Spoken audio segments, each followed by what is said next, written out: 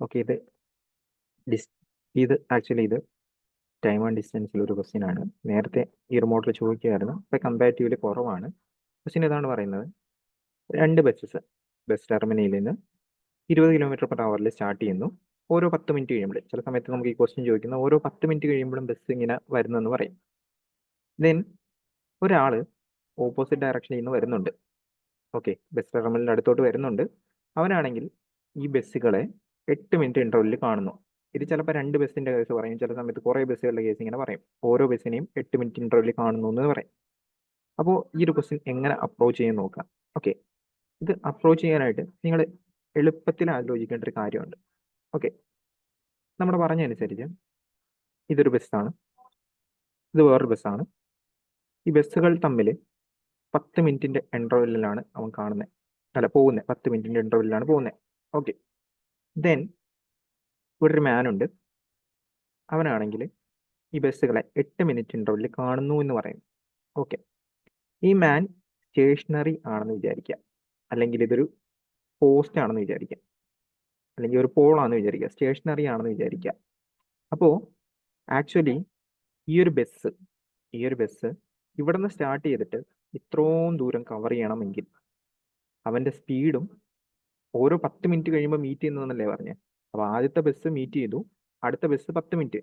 അപ്പോൾ ആക്ച്വലി ഈ 20 km/h 10 minute കൊണ്ട് ട്രാവൽ ചെയ്ത് കഴിഞ്ഞാൽ എന്ത് ചെയ്യാം? ഈ ഒരു ഡിസ്റ്റൻസ് കവർ ചെയ്യാം. 20 km/h 10 മിനിറ്റ് കൊണ്ട് കവർ ചെയ്ത് കഴിഞ്ഞാൽ ഈ ഒരു ഡിസ്റ്റൻസ് കവർ ചെയ്യാമെന്ന് വിചാരിക്കാം, അതൊരു പോളായിരുന്നെങ്കിൽ. ഓക്കെ, ഇനി ഇതിപ്പോൾ നമ്മൾ ഇയാളെ കോൺസ്റ്റന്റ് ആയിട്ട് എടുത്തു. ഇനി അടുത്തത് ബസ് ഇങ്ങനെ അനങ്ങാൻ നിൽക്കുമെന്ന് വിചാരിക്കാം. അങ്ങനെയാണെങ്കിൽ മാൻ ഇങ്ങോട്ടേക്ക് വരുന്നുണ്ട്, മാൻ്റെ സ്പീഡിൽ ഇങ്ങോട്ടേക്ക് വരുന്നുണ്ട്. അവൻ 8 മിനിറ്റ് കഴിയുമ്പോൾ മീറ്റ് ചെയ്യുന്നു എന്ന് പറയുന്നു. ഓക്കെ, ആക്ച്വലി അവിടെയും ഈ പറയുന്ന മാനിന് ഈ പറയുന്ന ഡിസ്റ്റൻസ് കവർ ചെയ്യണം. ഈ പറയുന്ന ഡിസ്റ്റൻസ് അവൻ്റെ സ്പീഡ് കൊണ്ട് എത്രയോ മിനിറ്റ് കൊണ്ട് കവർ ചെയ്യണം. അതൊരിക്കലും ഞാൻ 8 എന്ന് പറയത്തില്ല. റീസൺ, ഇത് 8 വരുന്നത് ആക്ച്വലി ഇവ മൂവ് ചെയ്യുമ്പോഴാണ്.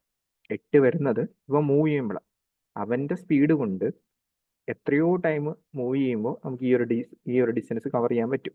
ഓക്കെ, ഈ ഒരു ഡിസ്റ്റൻസ് കവർ ചെയ്യാൻ പറ്റും. ഇനി ഇവിടെ നോക്കുക, ഇവിടെ ടൈം, ഇവിടെ ഇപ്പോൾ ഇവ മൂവ് ചെയ്യുന്ന കൊണ്ട് നമുക്ക് ഇവൻ്റെ സ്പീഡ് എടുക്കാൻ പറ്റത്തില്ല, റിലേറ്റീവ് സ്പീഡ് എടുക്കണം.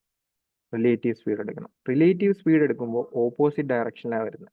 ഓപ്പോസിറ്റ് ഡയറക്ഷനിൽ വരുവാണെങ്കിൽ നമുക്ക് ബസ്സിൻ്റെ സ്പീഡും മാൻ്റെ സ്പീഡും കൂടി ആഡ് ചെയ്യണം. സെയിം ഡയറക്ഷനിലാണെങ്കിൽ കുറയ്ക്കണം. അപ്പോൾ നമുക്കിവിടെ റിലേറ്റീവ് സ്പീഡായിരിക്കും വരുന്നത്. അപ്പോൾ ഈ റിലേറ്റീവ് സ്പീഡിൽ ഇവ മൂവ് ചെയ്യുമ്പോൾ ഇതിനെ മീറ്റ് ചെയ്യാനായിട്ട് 8 മിനിറ്റ് എടുക്കും. ഇപ്പം നമുക്ക് 8 എടുക്കുന്നതുകൊണ്ട് കുഴപ്പമില്ല, കാരണം റിലേറ്റീവ് സ്പീഡാണ് പറയുന്നത്. അല്ലാത്ത കേസിൽ നമുക്ക് 8 എടുത്തു കഴിഞ്ഞാൽ മിസ്റ്റേക്ക് വരും. ഓക്കെ, ഇവിടെയും മിനിറ്റാണ്.